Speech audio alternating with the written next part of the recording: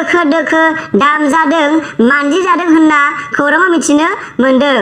बिदि जानाङालै, लासिंसिं जाथारो। बेफोरबायदि एसां गोसो जाथारदोंबा थाब थाब हाबा लालायब्रा।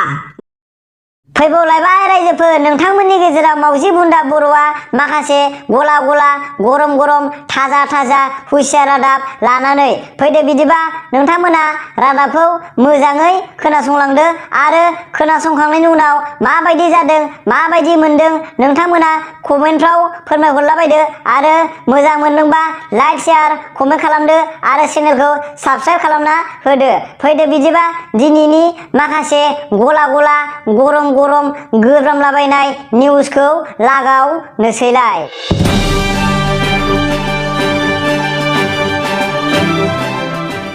दाखालि बावै साननैसो सिगां सानैसो सिख्लाफ्रा फरायनो होनना लजिं थाहैनायानो रुम सिङाव जौ लोंलाबायना सिगारेट सोबलाबायना भिडिअ बानायना लानानै गावसोरनो भाइरेल जानो होनना ससियेल मिडियायाव हगारलाबायना लानानै बिमा बिफा आरो गामिनि मानसिफोरजों दोखो दोखो जोग्लि जोग्लि सिख्ला मानसिफ्रा बेफोरबादि जानो लाजिगोना लाजिया होनना गोबां बुजादोंनो दामजादोंनो।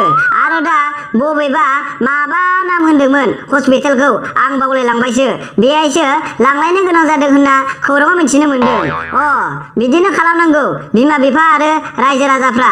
आखलफोरखौ जुदि गाज्रि नुयोब्ला अब्लासो गिसिगोन सोरबा सोरबा, नङाबा बारानिफ्राय बारा जालांजोबथारसिगोनलै जोंनि बर' सिख्लाफोरनि गाज्रि आखल आखुफ्रा। बेफोरबायदि खालामबासो बयबो एसे एनै गिसिगोन, गिनानै थासिगोन। जाय जायनि गामियाव बेफोरबायदि दं नुदों गोगोम सिगिखादै रायजोफोर, नङाबा बस्थासे आलु बस्थायाव जेरै दरसे गेसाव थायोब्ला बेखौ गोबाव सम जमायैनो दोनबाय थायो अब्ला गासैबो आलुआनो गाज्रि जानो चान्स थायो, सेवो।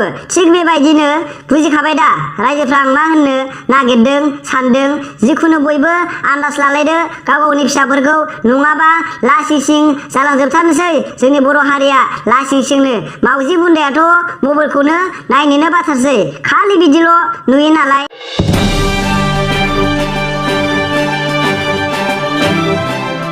थांनाय उदालगुरिनि बुधबार बाजाराव सासे सिख्लाया हौवाफोरनि सेंग्राफोरनि जाङियाना आन्डारपेन्ट होनो बेखौ बायनायाव दखानदारिजोंनो गोबां मिनिजायो आरो मिनि दखानदारिया हासुगुलायना लाथारदों मोनाजोबलायथारदों होनना मिथिनो मोन्दों।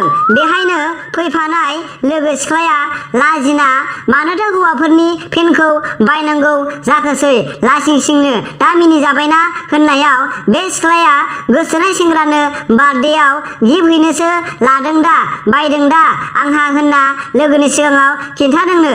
बेखौनो खोनानाय नुनाय मानसिफ्रा जोंनिसिम खौराङाव स्रोद फोरमायहरखुमादों। बे फाग्ला बिदिनो जायो बार्थडेआव आन्डारपेन्ट हैलायनाय। सिख्लाफ्रा सेंग्राफोरनो बार्थडेआव बेफोरबायदिसो होयो नामाब्रा।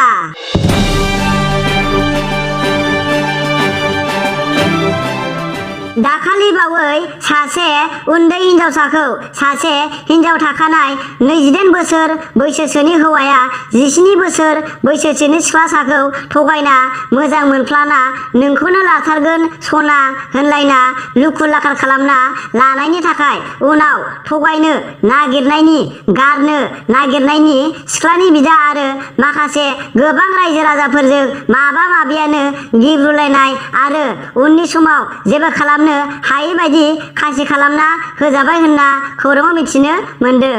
आरो मोजाङै मिथिनो मोनबावनाय बायदिब्ला गोबां दोखो दोखो जोग्लि जोग्लि दामजानायाव खिगुलायनांदों हासुलायलायनांदों होनना जोंनिसिम मिथिनो मोन्दों। बेखायनो सिख्लाफ्रा गोदै गोदै राव बुंबाबो फोथायनो नाङा, नङाबा नोंसोरबो बिदिनो थगायजागोनबो हिनजाव गोनांफोरजों। आरो हिनजाव थाखानायफ्राबो बेफोरबायदि अयनाय खालामनो नाङा, नङाबा नोंसोरबो बिदिनो खासि खालामजागोन।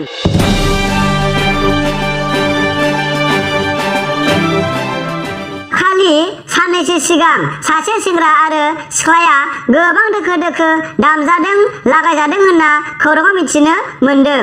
मोजाङै मिथिनो मोननाय बायदिब्ला बै मा होनो ट्रेन होनो ना गारि गोलाव होनो बेहायनो लेट्रिन सिङाव लाइन मारिखुमाबाय थाना एबा लुखुर लाखार खालामखुमालायबाय थानायनि थाखायनो ट्रेननि गोबां मानसिफोरजों बोरैबा हमजाना मिन्थिजाना दोखो दोखो दामजादों मानजिजादों होनना खौराङाव मिथिनो मोनदों। बिदि जानाङालै लासिं सिं जाथारो।